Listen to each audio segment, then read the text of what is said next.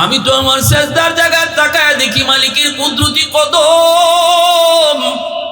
ওই কদম দেখা মাত্রই আমি বেহুশ হয়ে যাই, বেহুশ। কোথায় দাঁড়ানো আছি, কতদূর দাঁড়াইছি হুশ থাকে না, তাড়াতাড়ি করে মালিকের কদমে সেজদায় লুটে পড়ি। এই যদি দুনিয়ার একজন আল্লাহর আশিকের হালত হয়, যেদিন আল্লাহর সরাসরি পা দেখবে ওই দিন কেমন সেজদাটা দিবে। এজন্যই হাসরের ময়দানে নামাজি মানুষগুলো আল্লাহর পা, আল্লাহর কদম দেখা মাত্র বেহুশ হয়ে যাবে সেজদা দিয়া। কিন্তু একদল মানুষ সেজদা দিতে চাইবে কিন্তু পারবে না, পিঠ বাঁকা হয় না, পিঠ বাঁকা হয় না। চাইবে সেজদা দেওয়ার জন্য কিন্তু পিছনে পড়ে যাবে, পিছনে উপর হয়ে পড়ে যাবে।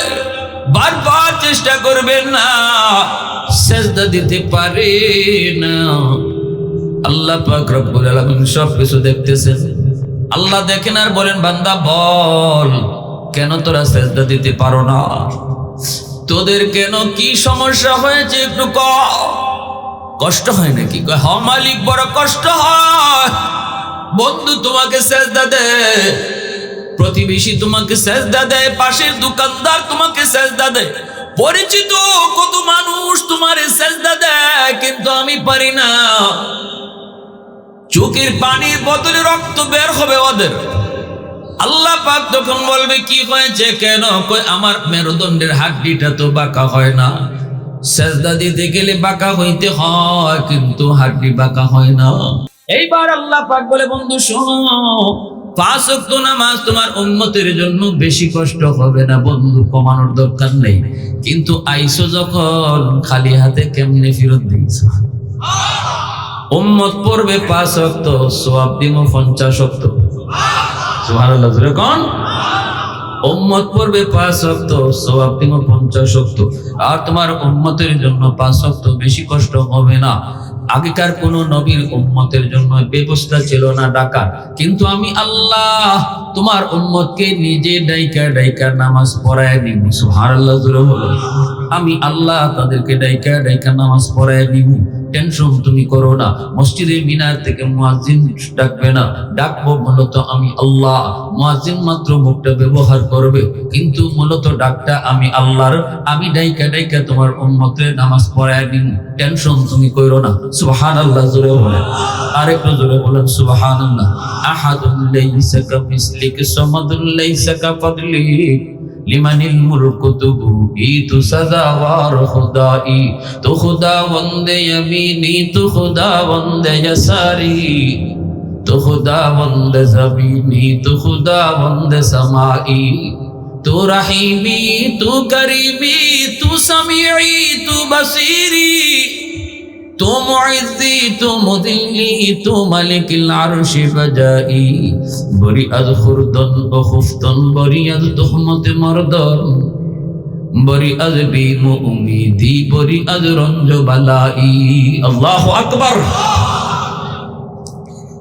এজন্য আমার ভাইরা বন্ধুরা বলতেছিলাম, একটু মনোযোগ।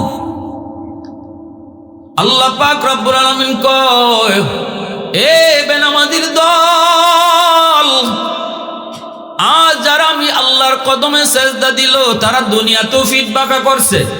দুনিয়ার জমিনে যাদের পিঠ বাঁকা হবে, আমার কদমের সামনে যাদের পিঠ বাঁকা হবে, হাসরের ময়দানেও তাদের পিঠ বাঁকা হবে। দুনিয়াতে যারা পিঠ বাঁকা কইরা অভ্যাস করো নাই, হাসরের ময়দানে তাদের পিঠও বাঁকা হবে না। ওয়া ইযা ক্বিলা লাহুম ইরকাউ লা ইয়ারকাউন, ডাক দেওয়া হবে রুকু করো আল্লাহকে, সাজদা করো আল্লাহকে, কিন্তু এরা রুকু করতে পারবে না, সাজদা করতে পারবে না। মেরুদণ্ডের হাড্ডি শক্ত। আল্লাহ পাক রব্বুল আলামিন বলবে, বান্দা আমি আল্লাহ তোর প্রতি কত দয়াশীল ছিলাম। তুই যখন নামাজটা না পড়ে চলতি, জমিন আমার কাছে ডাইকা কইতো, মালিক অনুমতি দাও, বেনামাজিকে আমি জমিন গিলে ফেলবো, সুদখোরকে আমি জমিন গিলে ফেলবো, ঘুষখোরকে আমি জমিন গিলে ফেলবো। আলা কুল্লা ইয়াউমিন ওয়াল আরদা ইস্তাজিলু রাব্বাহু আবতালিউ ইবনা আদম ফি কারি। হাদিসে কুদসি আল্লাহ বলেন, জানোনি জমিন প্রতিদিন আমার কাছে আবদার করে, দরখাস্ত করে, মালিক আর কত, আসবিরু ইলা মাতা আসবিরু, আসবিরু ইলা মাতা আসবিরু, ধৈর্য ধরতেছি আর কতকাল ধৈর্য ধরবো? সুদখোরের 5 তলা বাড়ির বোঝা আমি জমিন আর কতদিন নিব? ঘুষখোরের 10 তলা বাড়ির বোঝা আমি জমিন আর কতদিন নিব? আল্লাহু আকবার। বেনামাজির পায়ের আওয়াজ আর কতদিন আমি শুনবো?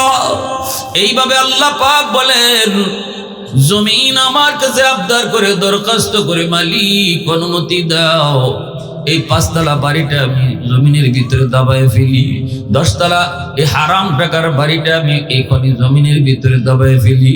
ওই যে ঘুষখোর জমিনের উপর দিয়ে হাঁটে, পরে আমি জিন্দা কবর দিয়ে ফেলি। ওই যে সুদখোর জমিনের উপর দিয়ে অহংকার করে হাঁটে, আমি জমিন পরে মুহূর্তের ভিতরে গিলে ফেলি।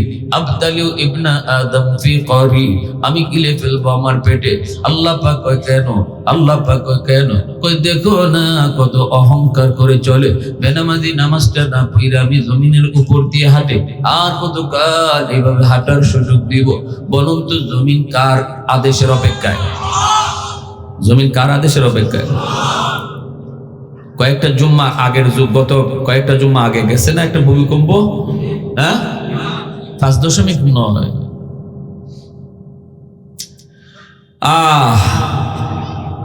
কাঁপুনিটা দেয়া গেল, বাপে পুত্রে ফালাইয়া দৌড় দিছে, মা সন্তানের কথা ভুলে গেছে। এই তো দেখলাম আমরা। পয়েন্টটা ছিল 5। আল্লাহ বলে 5 আর 10 নয়, 100% ঝাঁকুনি চায় প্রতিদিন জমি, 100%। আল্লাহ একটু কও না, একটু দাও না, একটু অনুমতি দাও না, আর কত, আর কত সইব, আর কত ধৈর্য ধরব? ওয়াল বাহরা ইস্তাজিলু রাব্বাহু, এমনি ভাবে সাগর মহাসাগর প্রতিদিন আল্লাহর কাছে এমন দরখাস্ত করে।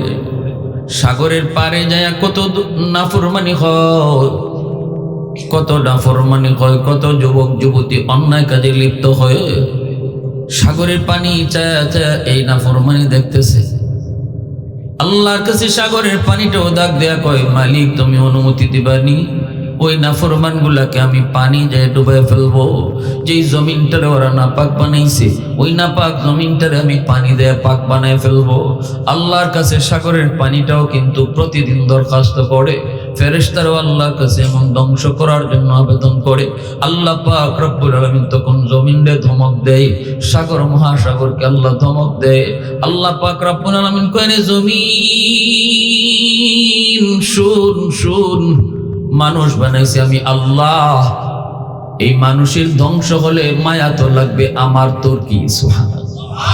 তুই জমিন তো মানুষ বানাও নাই, তুই সাগর মহাসাগর তো মানুষ বানাও নাই।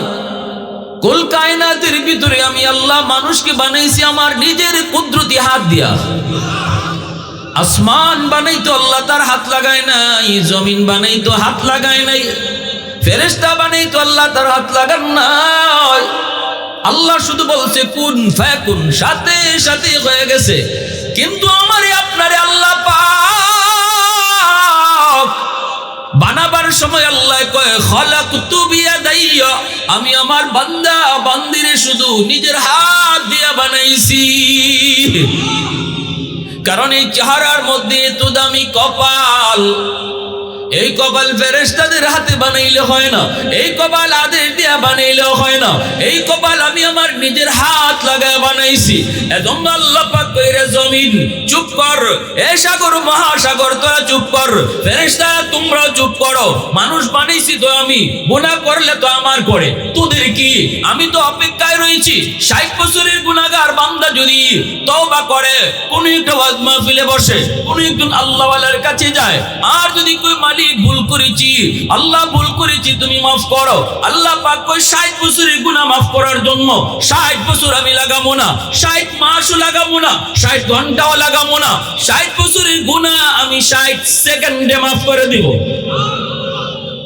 قل يا عبادي الذين أسرفوا على أنفسهم لا تقنطوا من رحمة الله আল্লাহ পাক কই বান্দা শুন, গুনাহ তোর যত বেশি হোক না কেন তুই নিরাশ হবি না, কারণ আমি আল্লাহ গুনাহ মাফ করার ক্ষেত্রে আমার নাম রাখছি তিনটা। এক হলো গাফির, আরেক হলো গাফুর, আরেক নাম হলো গাফফার। ছোট ছোট গুনাহ আমি গাফির নামের উসিলায় মাফ করি, মিডিয়াম সাইজের গুনাহ আমি গাফুর নামের উসিলায় মাফ করি, বড় বড় গুনাহ আমি গাফফার নামের উসিলায় মাফ করি। সাগর পরিমাণ গুনাহ গাফফার নামের উসিলায় মাফ, পাহাড় পরিমাণ গুনাহ গাফফার নামের উসিলায় মাফ। এজন্য আল্লাহ পাক রব্বুল আলামিন কয়, সাবধান তোরা আমার বান্দা বান্দির বিষয়ে কেউ নাক গলাবা না। বান্দা বান্দির বিষয় আমার, আমি আল্লাহ বুঝবো। আমি তো অপেক্ষায় রয়েছি, ফজর পরে নাই বান্দা জোহর পড়ব, জোহর পরে নাই আমি অপেক্ষায় আসর পড়ব, আসর পরে নাই অপেক্ষায় মাগরিব পড়ব, মাগরিব পরে নাই অপেক্ষায় এশা পড়ব, তাও পরে নাই অপেক্ষায় কোথায় কোন জায়গায় আমার বান্দা তওবা করব। দিনে করবে দিনে তওবা মাফ, রাতে তওবা করলে রাতেই কবুল। এরকম ভাবে যখন যেটাই বান্দা তওবা করবে তওবা কবুল। অতএব 60 বছর 70 বছর 80 বছরের গুনাহগারের গুনাহ মাফ করতে আমি আল্লাহ 80 মাস লাগাই না, 80 ঘন্টাও লাগাই না, 80 সেকেন্ডে মাফ করে দেই। অতএব আমার বান্দা বান্দির ব্যাপারে কেউ তোমরা নাক গলাবা না। আল্লাহ পাক কয়, রে যুবক, মসজিদের মিনার থেকে তোরে আমি ডাকছিলাম, মসজিদের মিনার থেকে আমি আল্লাহ তোরে ডাকছিলাম। বন্ধুর সাথে তুই চা খাইতে বসছো, কিন্তু আমার ডাক তোর কানে গেল, মসজিদে সেদিন আসলি না। মসজিদের পার দিয়ে তুই বাজারে চলে গেলি, তোর পাশের লোকটা মসজিদে ঢুকলো, তুই ঢুকলি না, চলে গেলি। আমি আল্লাহ পিছন থেকে তোরে ডাকছি। বলি আল্লাহ বলে, পিছন থেকে তোরে আমি আল্লাহ ডাকছি, এ বান্দা যাইস না। আল্লাহ কই, বান্দা তুই যাইস না, আমি না তোর রব, আমি না তোরে মার পেটে পালছি যখন কেউ ছিল না। আজকে যেই বন্ধুর লোকে তুই চা খাইতে বসাটারে আমার হুকুম থেকে বড় মনে করছো, সেই মার পেটে তো তোর কোনো বন্ধু ছিল না, বন্ধু তো ছিলাম আমি আল্লাহ। হাত ছিল তোর, ধরার ক্ষমতা ছিল না, আমি আল্লাহ তোরে শক্তি দিয়েছি। মুখ ছিল, খাওয়ার ক্ষমতা ছিল না, সময় মতো দাঁত আমি আল্লাহ উঠায় দিছি। পা ছিল, হাঁটার ক্ষমতা ছিল না, টাইম মতো আমি শক্তি দিয়েছি। ওই সময় কেউ তোর পাশে ছিল না, ছিলাম তো আমি আল্লাহ। আজ তুই আমি আল্লাহকে কেমন করে ভুলে গেলি? ওই রব রে তুই কেমন করে ভুলে গেলি? এই রব তোরে টাইম মতো সবকিছু দিল, টাইম মতো তোরে যেই রবের সবকিছু পৌঁছাইলো, সেই রব রে তুই কেমন করে ভুলে গেলি? আল্লাহ পাক রব্বুল আলামিন কই, বান্দা শুন, দুনিয়ার জমিনে যদি তুই এরকম পিঠ বাঁকা করতি, দুনিয়াতে যদি আমার হুকুম তুই মানতি, দুনিয়াতে যদি এরকম ভাবে আমার ডাকে সাড়া দিয়া মসজিদে যাইতি, দুনিয়াতে যদি আমার কদমে তুই সেজদা দিতি, তাহলে আজকে হাসরের ময়দানেও তোর পিঠ বাঁকা হইতো। অতএব হাসরের ময়দানে আল্লাহর কদম দেখে কারা আল্লাহর কদমে সেজদা দিতে পারবে? দুনিয়াতে যারা নামাজ পড়ছে তারা, বেনামাজি যারা, এরা চাইবে সেজদা দেওয়ার জন্য কিন্তু পারবে না। মেরুদণ্ডের হাড্ডিটা বাঁকা হবে না। লা ইলাহা ইল্লাল্লাহ, সবাই লা ইলাহা ইল্লাল্লাহ।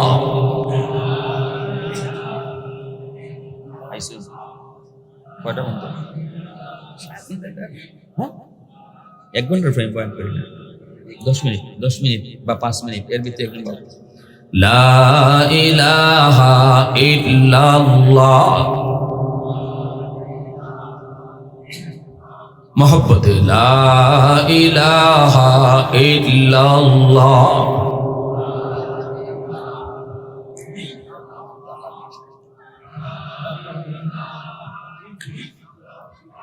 तो दिल में तो आता है, समझ में नहीं आता, तो दिल में तो आता है, समझ में नहीं आता, बस जान लिया मैं तेरी पहचान नहीं है, बस जान लिया मैं तेरी पहचान नहीं है। एक चश्म ज़दन गाफिल अज़ा शाह नबाशी, একে চশমে জদন গাফিল আজা শাহ নবাসী শায়দ কে নিগাহে কুনদা গাহ নবাসী শায়দ কে নিগাহে কুনদা গাহ নবাসী লা ইলাহা ইল্লাল্লাহ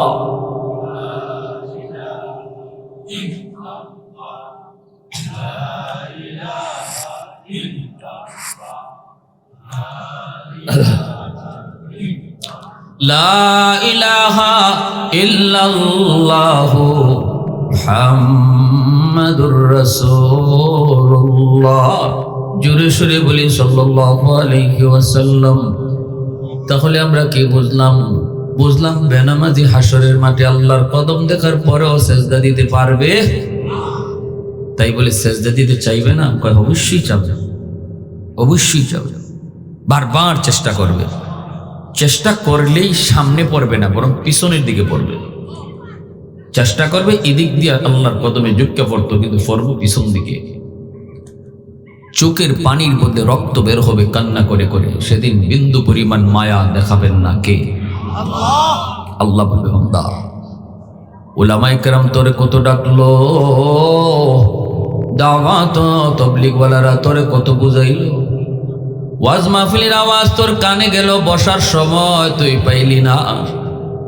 আরে মাহফিলটাতেও যদি বইতি হয়তো তোর দিলটা নরম হইতো। কত সুযোগ তোর সামনে আসলো, কিন্তু কোনো সুযোগ কাজে লাগাও নাই। 5 ওয়াক্ত মসজিদের মিনার থেকে আমি আল্লাহ তোরে ডাকলাম, আমি তোরে ডাকলাম, ডাক তুই শুনলি না। আজকে কান্না করে লাভ নাই, চোখের পানির বদলে রক্ত বের করলো, আমি মায়া দেখাবো না।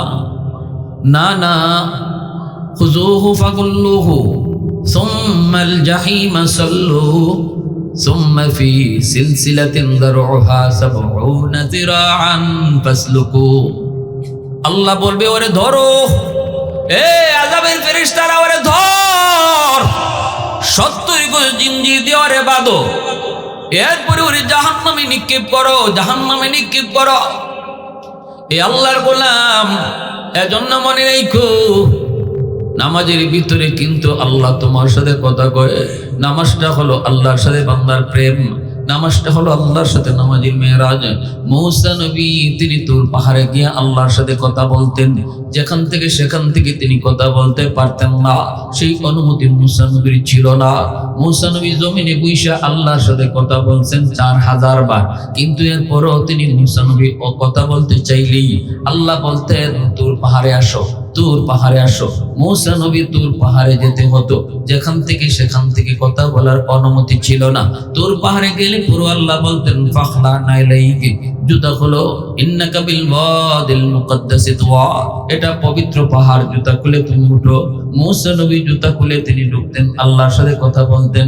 একদিন মূসা নবী জিজ্ঞেস করে, মালিক আমার সাথে তুমি কথা বলো, আমিও তোমার সাথে কথা বলি, কিন্তু জানতে বড় মন চায়, তুকাল্লিমু মাই হাল তুকাল্লিমু আহাদান গায়রি, আমি ছাড়া আর কারো সাথে কি তুমি কথা বলবানি?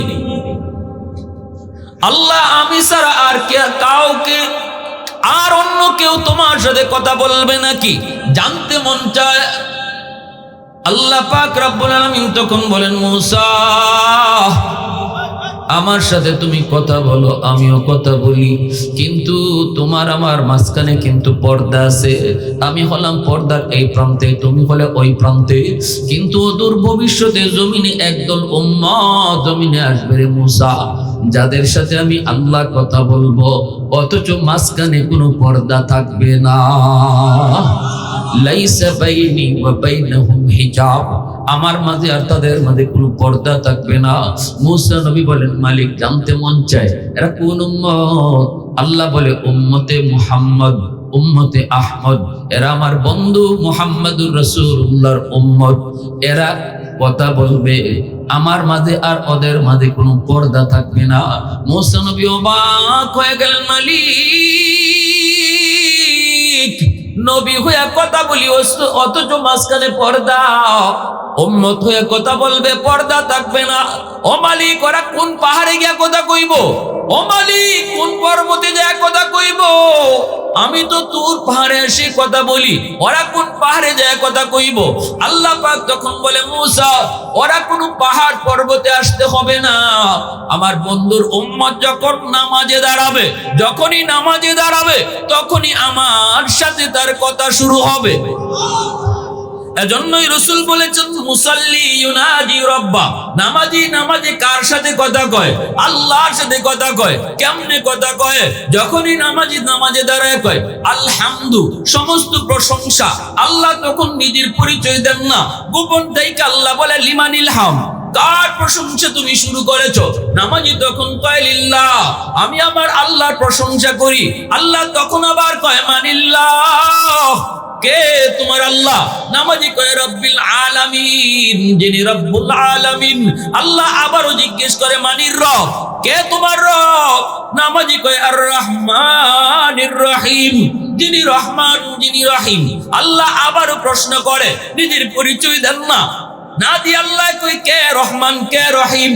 নামাজি কই মালিক ইয়াউমিদ্দিন, যিনি কিয়ামত দিবসের মালিক। তখনই আল্লাহ পাক পরিচয় দেয়।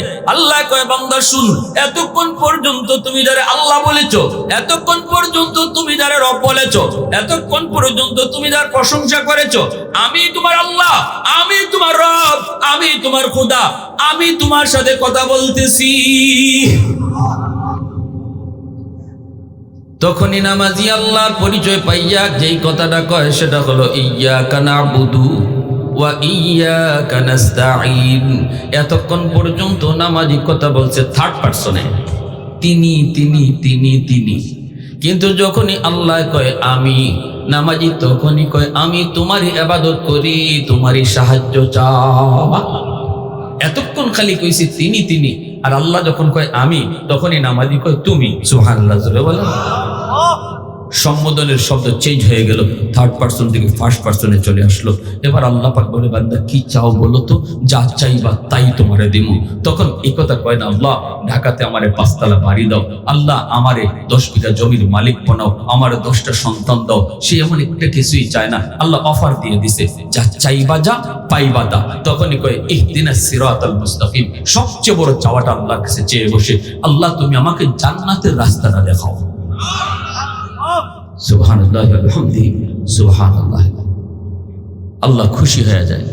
আল্লাহ তখন বুঝে, বান্দা জান্নাতের রাস্তার কন্ডিশন কি জানো?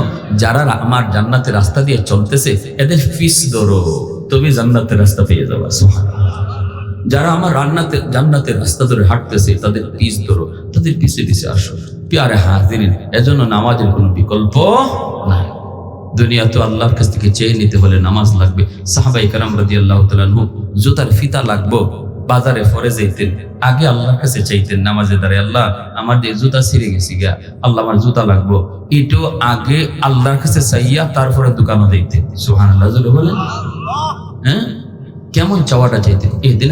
আমরা তো ইয়্যাকা না'বুদু ওয়া ইয়্যাকা নাস্তাঈন আল্লাহরে বলছি, আল্লাহ তোমারই ইবাদত করি, তোমারই কাছে সাহায্য চাই, তোমারই কাছে চাই। আমরা তো আল্লাহর কাছে চাওয়া ভুলে গেছি। আজ মানুষের দরবারে দরবারে দৌড়তেছি, অমুক পীর সাহেবের দরবারে, অমুক পীর সাহেবের দরবারে। পীর সাহেবের দরবারে গরু নেও, আত্মি লইয়া যাও, সব লইয়া যাও। এখন দেখা যায় মারে খালি কমলা খাওয়াইতে রাজি না, কিন্তু পীর সাহেবের গরু খাওয়াইতে রাজি। ঠিক না? নেই? অথচ বাপ মার দোয়া 100% কবুল রাসূল গ্যারান্টি দিয়েছেন।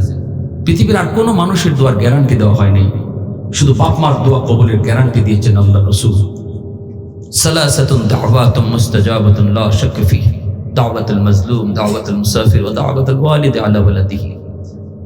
প্যারে হাজিরিন, এজন্য বলবো যুবক, নামাজ ধরো, আল্লাহর কাছে চাও, আল্লাহকে খুশি করো।